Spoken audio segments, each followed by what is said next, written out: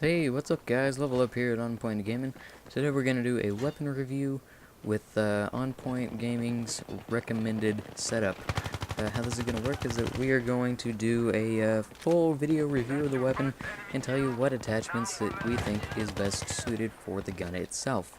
This week we're going to be looking at the G53 Carbine for the Engineer class in Battlefield 3. And it's a pretty darn good gun. I think that it's one of the better carbines to use, and I think that it's also heavily underrated.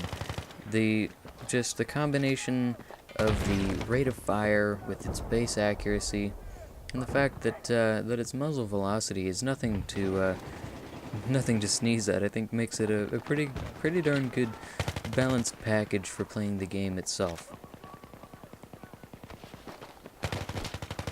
Now, as for how this video type is going to work, I don't know if it's going to be the most popular on the planet, but I think that the video reviews are usually some of the more popular videos out there. I think that most players will want to know their base stats, even if they don't really care a whole lot. So the G53 does a standard 25 damage through 14.3 damage, as any other carbine would. Yeah, you unlock it after completing the Fixing It assignment in the game, which is a fun one to do, as best I remember.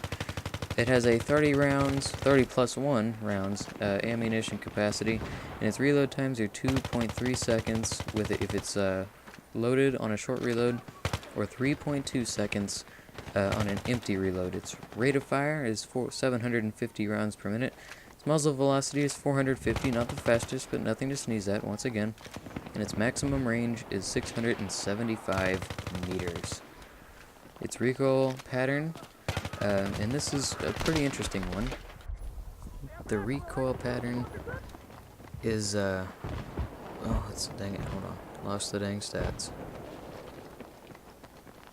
Recoil pattern is 0.24 up, which is very little, 0.2 left, and 0.35 right. This means that it has just very little recoil left. Foregrip isn't exactly necessary. That's why I chose to instead just leave it off, because all of that is going to do is decrease my zoomed spread, my ADS spread to 0.5. instead of 0.4. 0.4 is standard for carbines. It's not horrible. It's the same base accuracy as the F2000 assault rifle. So there's nothing really to be upset about in that situation. It's just the fact that you don't want to mess with that with a foregrip. Now, its spread increase per round is 0.1, so you're going to experience an increase in your spread of 0.1 the longer that you hold onto the trigger. This is why short 3 to 5 round bursts really are the most accurate form of shooting a gun, but in close quarters, obviously, that's not going to be the most obvious fix for your situation. Its fire modes are fully automatic, obviously, 3 round bursts that I didn't really even know about till I was looking at this, and semi-automatic.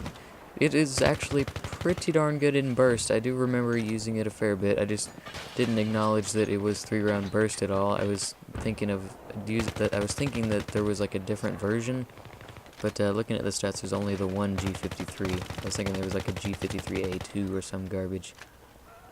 So the G53 is a weapon that was introduced in the Back to Karkand expansion.